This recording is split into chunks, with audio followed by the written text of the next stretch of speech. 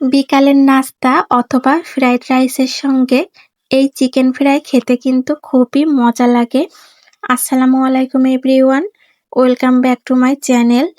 আজ আমি শেয়ার করব বাংলাদেশি রেস্টুরেন্ট স্টাইলে ক্রিসপি চিকেন ফ্রাই রেসিপি। এই চিকেন ফ্রাই ওপর যেমন ক্রিসপি হয়, তেমন ভেতরটা জুসিনেসে ভরপুর। ঘরে থাকা উপকরণ দিয়ে খুবই সহজভাবে রেসিপিটি তৈরি করে দেখানোর চেষ্টা করেছি। আশা করছি রেসিপিটি সবার কাছে ভালো লাগবে। প্রথমে এখানে 600 গ্রামের মতো চিকেন নিয়ে নিয়েছি। চিকেনের পিসগুলো এমন একটু বড় সাইজ করে কেটে নিয়েছি।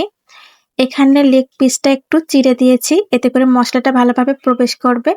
চিকেনগুলো ভালোভাবে ধুয়ে পানিটা খুবই ভালোভাবে ঝরিয়ে নিয়েছি। এখন এখানে দিয়ে দিব 1 টেবিল চামচ পরিমাণ রসুন বাটা, 1 টেবিল চামচ পরিমাণ আদা বাটা, স্বাদ মতো লবণ, 1 টেবিল চামচ পরিমাণ লাল মরিচের গুঁড়া, হাফ চা চামচ পরিমাণ গোলমরিচের গুঁড়া, 1 চা চামচ পরিমাণ জিরা গুঁড়া, হাফ চা চামচ পরিমাণ সয়া সস, 1 চা চামচ পরিমাণ টমেটো সস,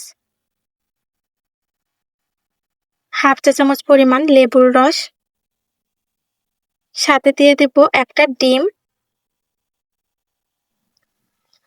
সব উপকরণ এখন চিকেনের সঙ্গে ভালোভাবে মেখে নিব। আমি হাত দিয়ে খুবই ভালোভাবে চিকেনের সঙ্গে সবকিছু মেখে নিচ্ছি। সব মশলা চিকেনের সঙ্গে মেখে এই চিকেনটা আমি 1 ঘন্টার জন্য ম্যারিনেট করব। হাতে সময় থাকলে 2 থেকে 3 ঘন্টার মতো ম্যারিনেট করে নিতে পারেন। যতটা বেশি সময় ধরে ম্যারিনেট করবেন, এই চিকেনের টেস্টটা ততটাই ভালো আসবে। হাতে যদি একদমই সময় কম থাকে, অন্তত 10 থেকে 15 মিনিটের জন্য হলেও ম্যারিনেট করে রেখে দিবেন। আমি এখন 1 ঘন্টার জন্য ম্যারিনেট করতে রেখে দিয়েছি। ফিরে এসেছি 1 ঘন্টা পর। দেখুন চিকেনের সঙ্গে মশলাগুলো কিন্তু খুবই ভালোভাবে মেখে গিয়েছে। এখন এখানে দিয়ে দিব 1/4 কাপ পরিমাণ ময়দা, সাথে দিয়ে দিব 3 টেবিল চামচ পরিমাণ কর্নফ্লাওয়ার। অবশ্যই এখানে কর্নফ্লাওয়ার দিবেন, এতে করে চিকেনটা অনেক ক্রিস্পি হবে, খেতে ভালো লাগবে।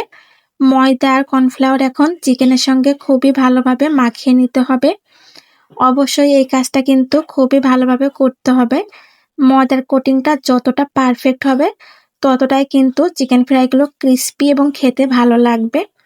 দেখুন সবকিছু ভালোভাবে মেখে নিয়েছি। ময়দা কিন্তু চিকেনের উপর এভাবে কোট হয়ে আছে দেখুন।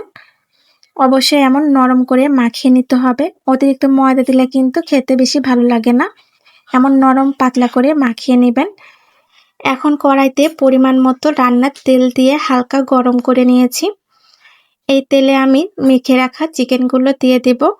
তেলটা একটু বেশি পরিমাণে দিতে হবে, এতে করে চিকেনগুলো ভালোভাবে ফ্রাই হবে।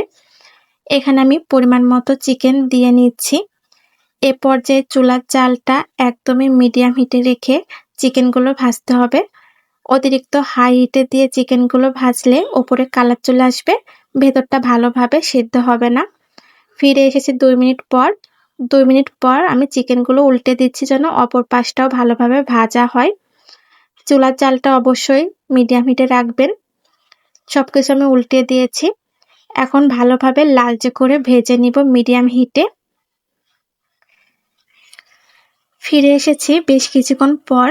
চিকেনগুলো আমি বেশ কিছুক্ষণ ধরে ভেজে নিয়েছি। দেখুন সুন্দর লালচে একটা কালার চলে এসেছে। ভেতরটাও কিন্তু ভালোভাবে সিদ্ধ হয়ে গিয়েছে, যেহেতু আমি মিডিয়াম হিটে চিকেনগুলো ভেজে নিয়েছি। চিকেনগুলো আমি আর 1 মিনিটের মতো ভেজে নিব। দেখুন 1 মিনিটের মতো ভেজে নিয়েছি, সুন্দর কালার চলে এসেছে। এ পর্যায়ে তেল থেকে আমি তুলে নিব।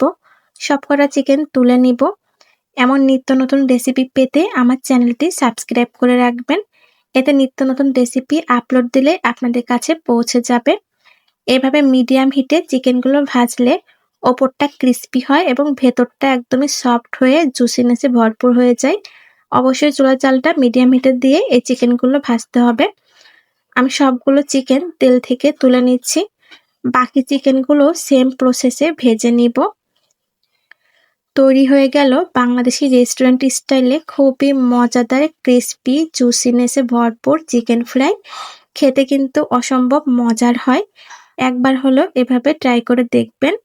আজকের মতো এ পর্যন্তই। আবারও হাজির হব নিত্য নতুন রেসিপি নিয়ে।